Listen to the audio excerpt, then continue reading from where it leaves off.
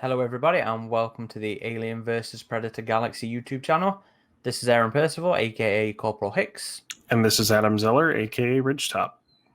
and we're back for another motion tracker video on Aliens Fireteam. It's barely been announced a week, and we're already back again. Yeah, just a few days ago, and now we have our first look at proper gameplay with the HUD and everything. This was an exclusive video by IGN, so if you want to see that full video, we'll include it in the description below. And it sounds like they're actually going to have a lot of Fireteam stuff this month. They were saying about their first look sort of feature. Yeah, at the end of the video, they did say there was more planned with IGN, I believe, so we'll definitely be looking forward to that. I'm sorry to sidetrack already, but I'm still tickled by the fact that they're getting so much stuff for this game. Oh, with the isolation review, still not letting that go, huh? We'll never let it go. Alien fandom will never let that go. It happens.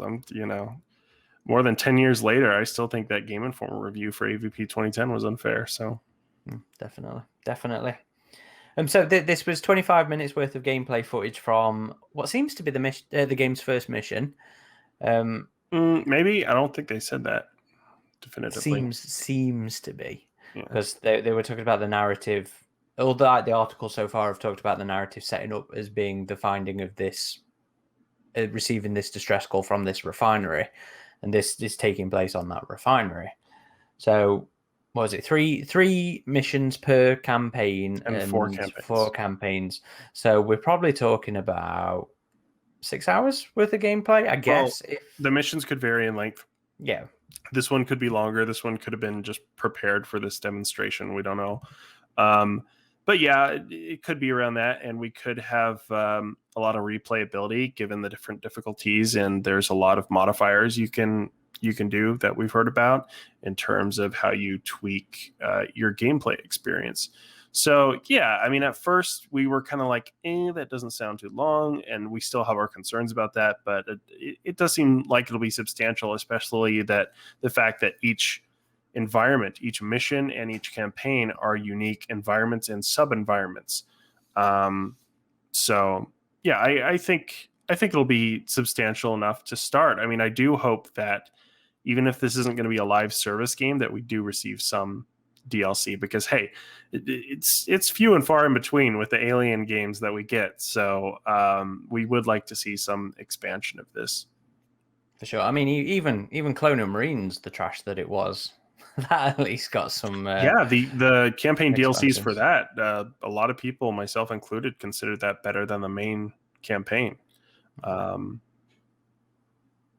So reactions then on the gameplay footage. What's the gut telling you so far? I'm excited. I'm really looking forward to it.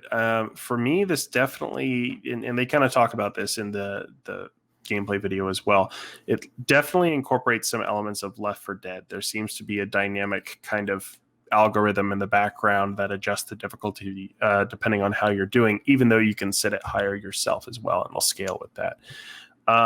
So it kind of looks like a hybrid between like Gears of War and Left 4 Dead, but so I have seen some complaints like, oh, this looks too arcadey, but I don't know. Like I'm ready for a good like balls to the wall bug hunt, man. Like it looks awesome to me. It's still in alpha, so this is not going to be the final game that you play, even though it will be very similar to this. So I think that what they're showing us so far is strong, and I'm really looking forward to it. I noticed someone in our forum said, "Oh, where are all these runners coming from?" Because it seems like the main alien that's attacking, like the most swarmy alien, is the runner. So it's like, is this a refinery full of dogs or something? But maybe we shouldn't think about it too much. But it looks fun. I can't wait to play it myself. So my gut reaction is it looks really nicely polished in terms of the environments and the graphics. I do think it's looking good. Adam already threw shade at one of the things I thought was that, yeah, it does seem a little arcadey. Very much wave after wave kind of thing, where it feels a little too on the arcade side rather than kind of like the feel that you would necessarily have got from some of the skirmish modes from 2010 or maybe even Bug Hunt. I'm not sure. It's been a while since I played Bug Hunt, so I'm not sure how it compares to that. But yeah, I definitely felt it looked a little arcadey. I'm also not a fan of some of the RPG UI elements that have made it into damage the counters, footage. stuff like that. The damage counters, the name of the aliens popping up, the health bars, the shield bar, the highlight around the alien. Yeah, I'm not massively keen on that so far. Anyway, but otherwise, yeah, I'm thinking it looks like it's gonna be fun. It's a shame we couldn't hear more of the actual narrative going off in the background because of the commentary. But the commentary was still interesting anyway because we learned some interesting stuff in there, like the whole thing about the difficulty. So as I'm saying, this is arcadey. Perhaps with the difficulty ramp up, it starts to feel less like an arcade shooter, and maybe a bit tougher. And the whole friendly fire element will make it a fair bit of different game. Do you remember playing Skirmish in 2010? The difference between having friendly fire on and having it off. Yeah. When you accidentally took out an alien in front of your buddy and that acid splash just took him out. It's like, ooh. That was another thing they mentioned is the acid damage. You'd have to watch out for it a lot more, like even stepping in it or shooting things up close. There would be much more consequence for doing that in the higher difficulty levels. Which is good. I like that. I like acid actually being a problem. I'm never going to get to see my Frostbite style alien game where the acid actually affects the environment, am I? I'm never going to get that. Maybe. We'll see. I did notice the dents in the ground where the aliens melted, so at least that's...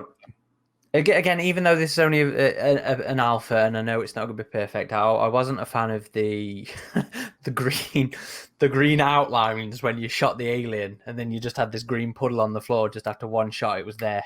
It was just there. You mean the disappearing bodies? Yeah. No, the acid. When you shot the alien, everybody seemed to have this very specific green puddle on the floor that's obviously supposed to be the acid blood, but it was very comical to me.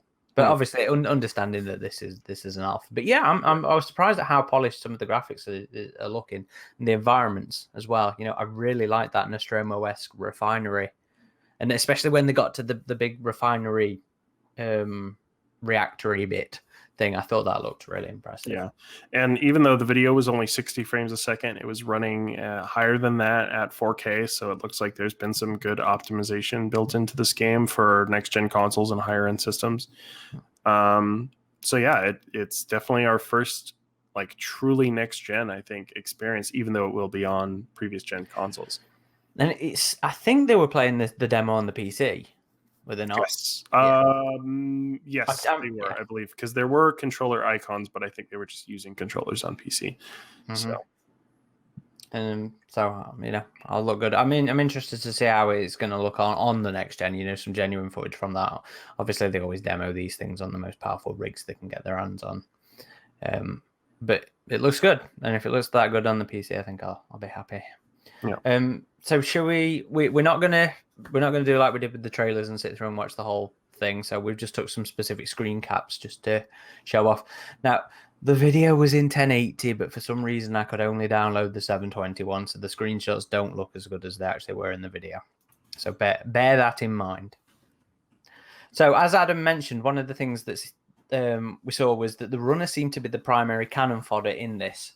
So all those poor Rinth and Ox and Dogs somewhere birthed all those guys, but there were a couple of different ones. In no particular order, we have the Warrior, which is the big giant one you saw in some of the some of the screenshots. Yeah, they're really going with a big look for the Aliens style Warrior, which is kind of different to Colonial Marines, where they just kind of galloped around on all fours and they were smaller. This is definitely going for that big, like, kind of stompy sized alien, which I think was how they kind of originally were in the film, whereas they were huge. Well, you wouldn't know that from the stunt guys, but yeah, it was. That's true. They were intended to be huge. Yeah. So I do like that. There is that bit right there, the image on screen now, where he kind of slowly walks over to the soldiers, and I was like, he's moving a bit slow there. Yeah, that felt a bit anticlimactic towards the arcade nature of the But action going off there. you do see one moving faster a bit later, and it's proper cool. charges. It proper charges, but again, it seemed to slow down when it got to you. Kind of like he's trying to go for that big chap, sort of dramatic, the bit in Alien where it's doing this. Yeah. And I don't think it looked great. It all worked great in terms of the pace of the action there. But I did like when it grabbed the player and it kind of did that close up thing where your allies have to save you and the alien's like he's going in for the kill. And you saw that with multiple of the Xenomorph types. And there were some cool animations when they would like pin the player to the ground if they were like a runner alien, or walk up and grab you and lift you in the air like this one. So one of the other things we saw unheard mentioned was the weapon skins. Obviously, that's going to be a big thing because they were talking about they've put a lot of emphasis so far on the customization that you're going to get, the amount of mods that you can get to the weapons, the amount of enemy variety. So there's a lot of focus on that, and we saw them talk about finding a skin in this mission, and you saw that, I guess, primarily with this random orange pulse rifle. Yeah, so we'll probably see a lot of different skins and customization options and attachments for the weaponry, which is really cool, especially for pulse rifles that didn't really have that in the film. Like, I always liked that in Colonial Marines, where they started doing that, and then with the canceled Alien 5, we saw a little bit of that as well with the pulse rifle prop that they presented. It had the rails on it and stuff. So I've always wanted to see pulse rifles more customizable, and it'll be cool to play around with that in this game. We see a few other weapons on the back of the soldier to the left there. We have like a plasma rifle, similar but different to the one we had in Colonial Marines, the phase plasma rifle. And again, this is 20 years after, so they will have different weaponry. In the previous screenshot there, Aaron, you see like a shotgun with a pretty hefty stock on the Marine's back there. Another thing to notice is there was a lot of dialogue in this video. The Marines were talking to each other, talking about what they were doing. I know there were some worries about this wouldn't have that much of a story, but it definitely seems like, just like the Left 4 Dead games, I mean, there might not be a lot of cut scenes or anything or narrative in that sense, but they're still going to be talking about what's going on. You'll have there's a synthetic that chimes in and starts talking to the Marines at one point. So there's definitely a narrative for what you're playing here. It's not just mindless shooting of aliens in an alien type environment. Well, they did mention it being story driven co-op in the commentary as well. And they did have a writer. They're on Twitter to read some of the comments of. So here's one of the other alien varieties, which was the... I think that was the Burster, which is a bit less of a silly looking boiler, I guess. Yeah. And then in the next shot, we have the Spitter, which I thought looks pretty cool. I do like that design a bit more. Again, if you watch, interesting with the horns on the back of it. Mm-hmm. I like the design a bit more in this one than I did in Colonial Marines. See, I quite like Colonial Marines as Spitter, so I'm a little disappointed in that fashion, but you get some of that vibe with this kind of guy, with the Burster kind of guy. And we of course have the motion tracker in the bottom right-hand corner. I'm disappointed by that. Say what we will about Colonial Marines, the actual introduction of the motion tracker as a separate element, which then followed on into Isolation, was one of those things I always really liked. I mean, yes. For that, I agree, because they were trying to emulate the feel of that film. But I think, given the fact that this is a while after, and we had a lot of classic games like AVP 2, Classic 2000, even AVP 2010 that had the motion tracker built into the HUD, I don't see it as an issue with this. I think there's enough going on in terms of the action in this game that if you had to physically pull out the motion tracker and tell your teammates, oh, the alien's over here, it would just be too much. Yeah, but don't you think that's a good tension moment in between the action pieces, though? It was always so fun in Colonial Marines when you're on co-op or multiplayer, where you had one of you who is constantly checking the motion tracker ready for that moment. I feel like it's an immersion element that they've kind of I shot think themselves it in the foot with by moving back. It works both ways. It worked great in isolation. The motion tracker was a very core part of the experience of that game when you would pull it up and look at it. And yeah, regardless of our problems with Colonial Marines, that was a cool factor. I never found myself using it too much, honestly, in Colonial Marines. But again, I've never minded it built into the HUD like we saw in AVP 2010 and the more classic AVP games. Like, it's never felt like a detriment to the experience to not have it as a physical device. I think it's just since it's been introduced as a separate element for me. Obviously, you know, I love Classic 2 and 2010 anyway, but yeah, it's just one of those things that feels like it should be done now, but personal preference. Yeah.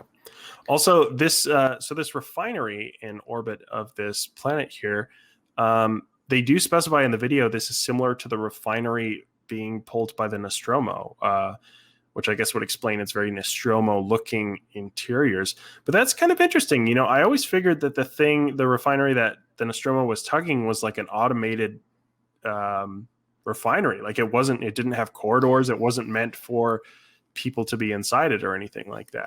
That was my understanding of the intention. You know, as the Nostromo is dragging it along, it's cracking off, doing its own thing, generating whatever fuel or mineral or oil, whatever it was supposed to be. So it is a little bit of artistic license in terms of that. I don't mind it.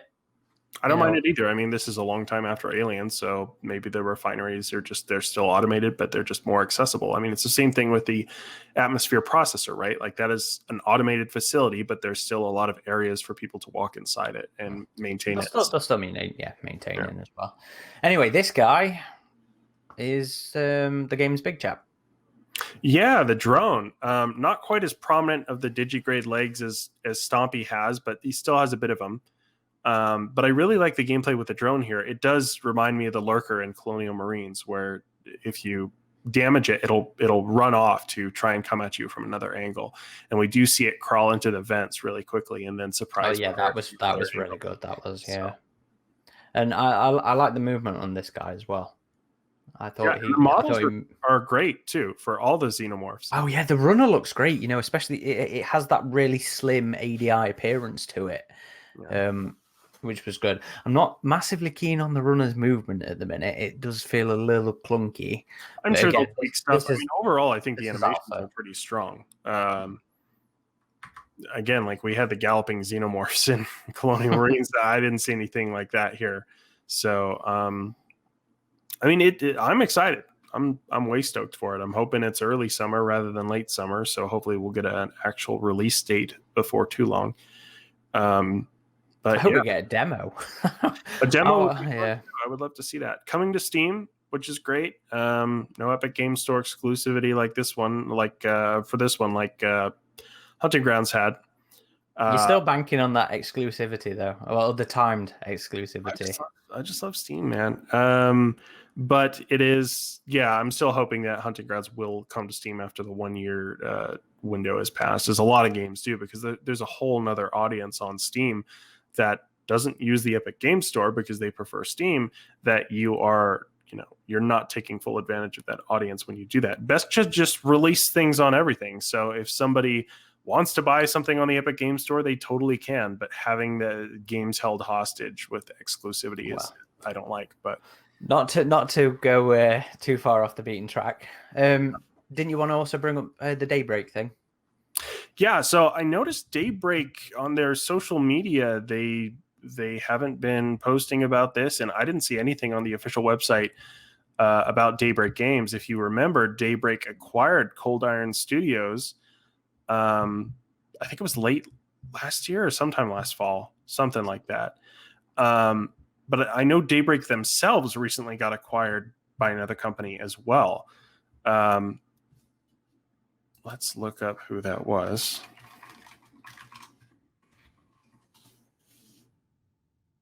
So they were bought by Enad Global. I'm not sure. Or EG7. EG7, let's see. Yeah. So also a publisher that I guess specializes in MMOs, which is why a lot of us were wondering if this was going to be an MMO. So Daybreak, already an MMO studio, acquired by another MMO studio. So I have to wonder if they were evaluating, if Aliens would be the right kind of game for them to release. And Fox was just like, you know what, screw it. This has been too much changing hands of the studio. We're just going to publish it ourselves, because apparently there's now a 20th Century Studios game publishing division. Like we had Fox Next a while back, which completely folded, but sold. Oh yeah, it was sold to Scope. Scopely. Yeah, so this has just been one big circle back to Fox, I guess. It kind of makes you wonder if all this change in management and not management in ownership is what's been holding this game down, back for the last, what's it been, 4 years now? Well, part of me still wonders if it was meant to be timed with this 35th anniversary of Aliens.